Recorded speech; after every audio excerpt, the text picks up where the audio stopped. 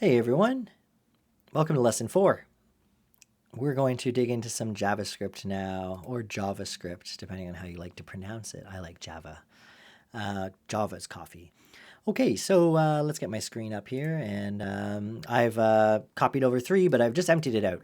We just kind of have, we still kept this as promised, but the style's gone. I don't even know if we'll touch style in this.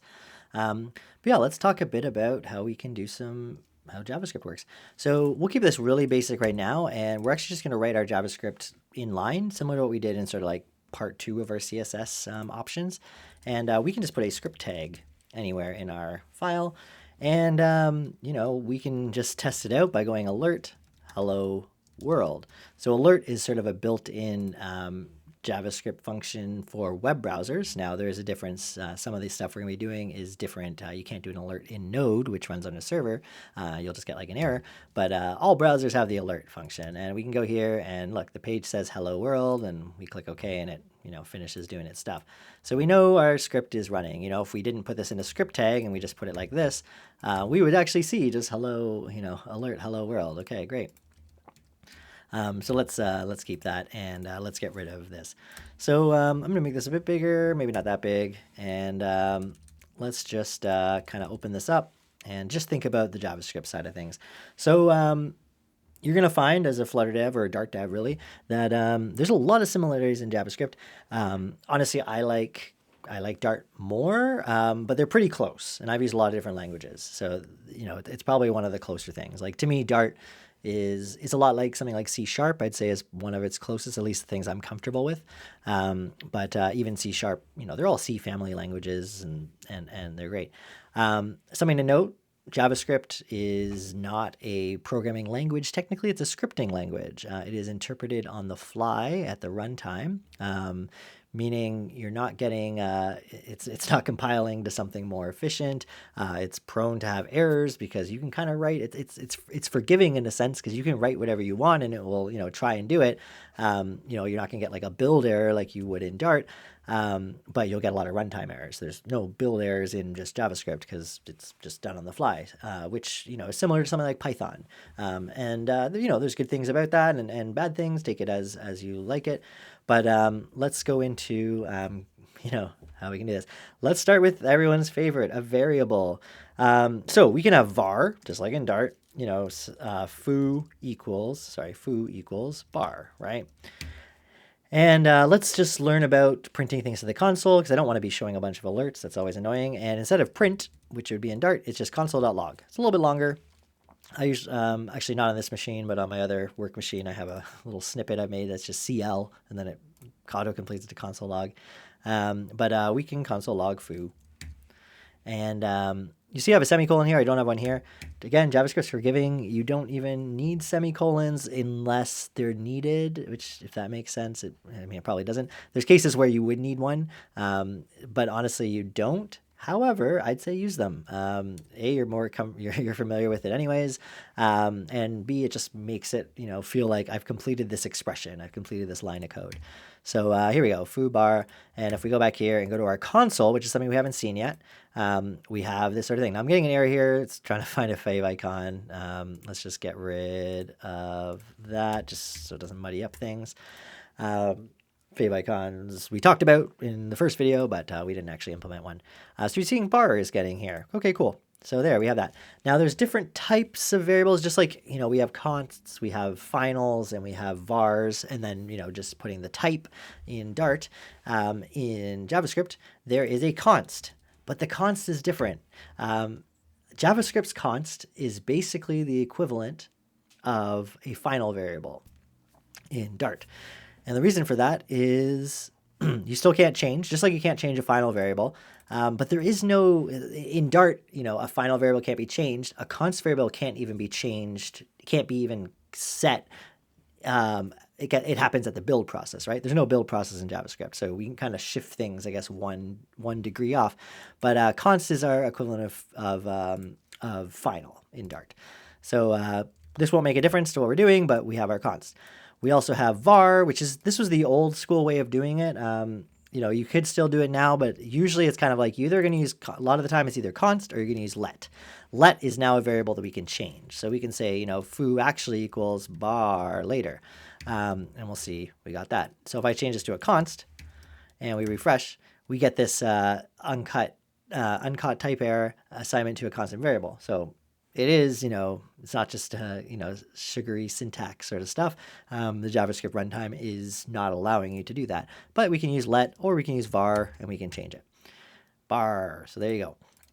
There's our variables. Now, of course, we have, those are strings. What else could we have? Well, we have numbers, we can have, 12, we can have 12.5, and, this is considered, I think this would be a float, not a, in Dart we use doubles. There is concepts of doubles in JavaScript, but we don't need to worry about that. These only become problems when you're doing like really detailed, like if you had something like this and you're multiplying something else, you're going to have floating point error issues, and there's ways around it by using libraries and the decimal package and stuff like that. But neither here nor there. We can do stuff like that. What else can we have? Well, we can have lists or what are called arrays. Hello world. So this is just like a list in Dart, and we've created it, and we can do things to that list, of course, even if it's a const. I can, of course, still modify it. I just can't reassign it. So I can go foo dot, now in this case it's push, in Dart it's add. Let's just add some exclamation marks, and we'll console log foo, and we'll see there's our list sort of there. We can, we can mutate the list even though it's a const. If it was a let, we could actually, completely replace it, of course. Nothing stopping us from doing that, just like in Dart if it was, a var or the equivalent of saying it's type.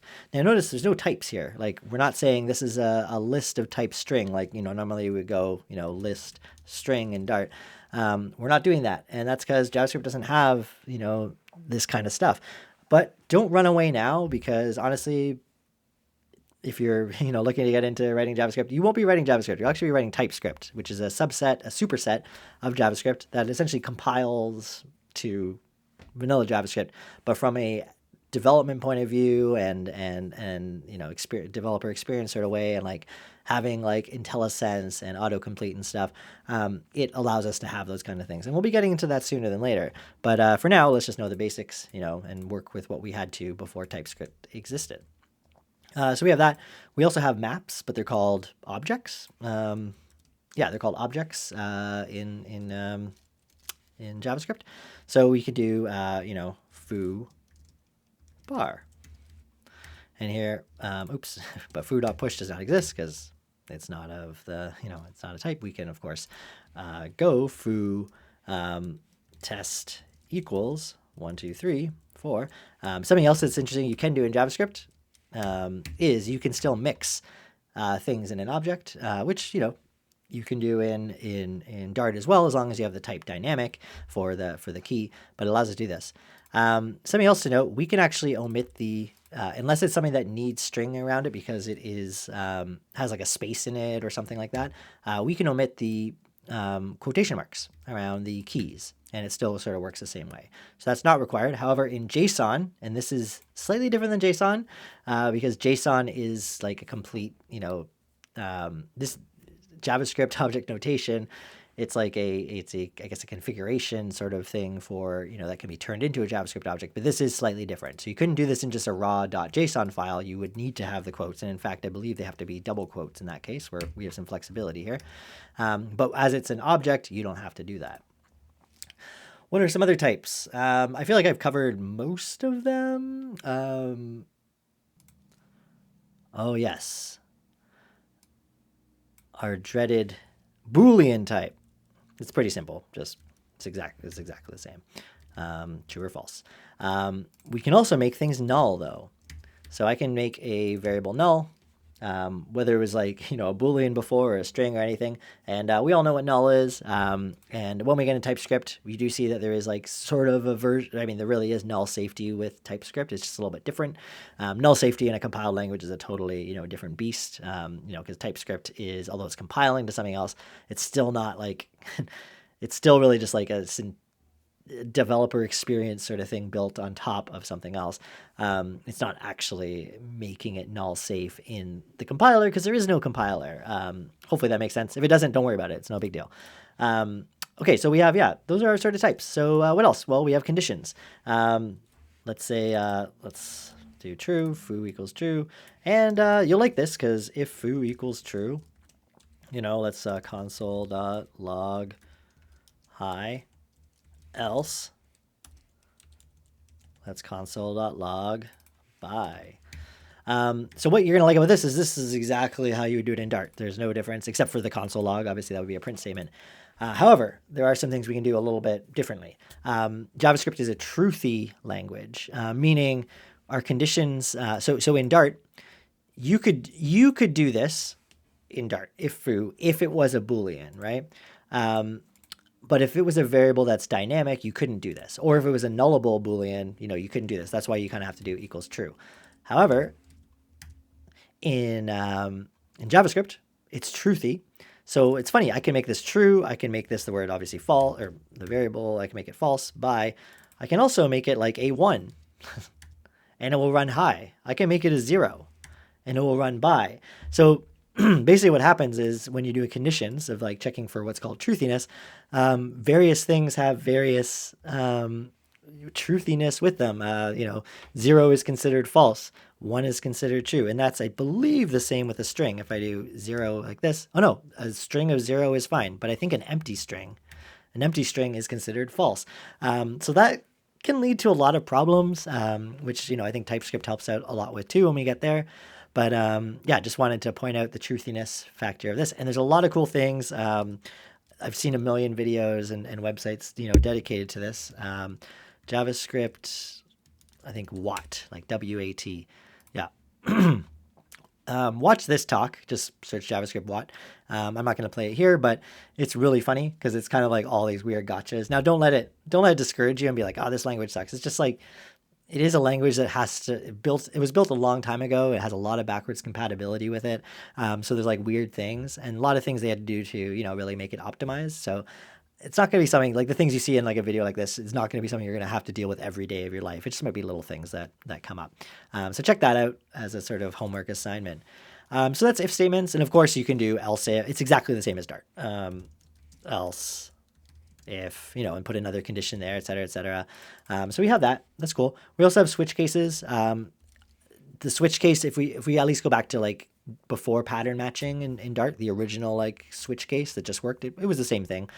We would like switch on foo and we would have a case of empty string and we'd want to, console log hi. Like I'll just change this to this. And then we can have multiple cases, but we can, break out of it, of course, and get to our next case and have a default at the very end, which, will essentially do the exact same thing as this. So if we run this, let's put a break after the default. Oops. We'll see the by and the high. And because, this one, I did it backwards. That's why I was like, it should be saying the same thing. Let's just do that. If it's empty, yeah. If it's false, we can actually, I think I can make this false. Let's see. No, empty string. So case, this isn't checking for truthiness now. This is actually checking for like, it being an equal value. So yeah, there's your switch cases. Let's talk about loops. So my favorite loop would be, well, let's just start with the basics. So we'll create a variable called I, and we'll use let for that because it's going to change. And we're going to make it I equals 0. And we want to say I less than 10, and then I plus plus, and then let's console.log I. And we'll see 0 all the way to 9, just as we expected. As soon as it got to 10 or greater, it stopped doing this thing. So there's our basic for loop, all cool. And of course you can, just like in Dart, you could do it, start at a higher number and minus, basic sort of stuff. Nothing, really changed there. There's also a for, so let's say we had a variable called fruit. And we had apple and orange. We can, oops, why did that go to the next line? Okay, we can go for, and in this case we can do a const, f in, and let's call this fruits, f of fruits. We can console.log f. So now we have apple and orange. So that's just an of. So what it's doing is it's actually getting the values. It's looping through the values of this. But if we want to loop through the keys, we would use in. And the keys in just a list are going to be indexes of like 0 and 1, that kind of thing. But if this was a more complicated object, you can, get stuff from it. So in this case, if we wanted to get the index, this is essentially the index here, we can actually console log fruits at that index, which I should probably call this I, but I don't care right now. And we'll see it's happening the same way. So that's, that's if you want to get the indexes, of is if you want to get the actual values. So if I ran this again, you'll actually see an error or just an undefined error because obviously there's nothing called apple inside here. All right, let's put that back to, or let's keep it as of. Let's keep it as of and go back to fruit or console log f. Just get this nice. There we go. So there's your loops. Try catches are actually pretty much the exact same in JavaScript. What else am I missing here? Yeah, we've done our sort of conditional stuff. Ternary expressions, setting something, const var equals, or we'll call it var1 because we can't use the word var. We can say, what do we have here? We're switching on foo. Let's say foo. We can do it like this. var1 equals yes, no. So it's just checking if var1 is truthy again, so if it's true or, a string or whatever, we can, do that. If we console.log, of course, var1, we'll see something. I forget what it will be. We see no. And that's just because foo is an empty string right now. If we made it, a truthy positive thing, we would get that. So these are ternary expressions, exactly the same as Dart. So yeah, a lot of things in JavaScript are a lot the same, but there are, quite a few differences, the way we sort of do the variables and stuff like that. And obviously the way we're going to interact with our DOM, the document object model, to actually do things with a web application. Because right now we're just doing something you could do in, a console. It's kind of cool. In our console, we can actually write code too, just to, do what we're kind of doing right now. I could have done this whole tutorial down here. We just wouldn't have been able to, edit it as easily. So yeah, that's our very basic intro right now to JavaScript. In the next one, we'll keep going at JavaScript to actually work, because these are kind of useless things. Let's actually work with, modifying the DOM, maybe having some kind of user input, or we could even just do maybe we'll remake the counter app, the Flutter counter app in just HTML and JavaScript and a little CSS. Maybe that'll be the next project. We'll see. See you in the next one.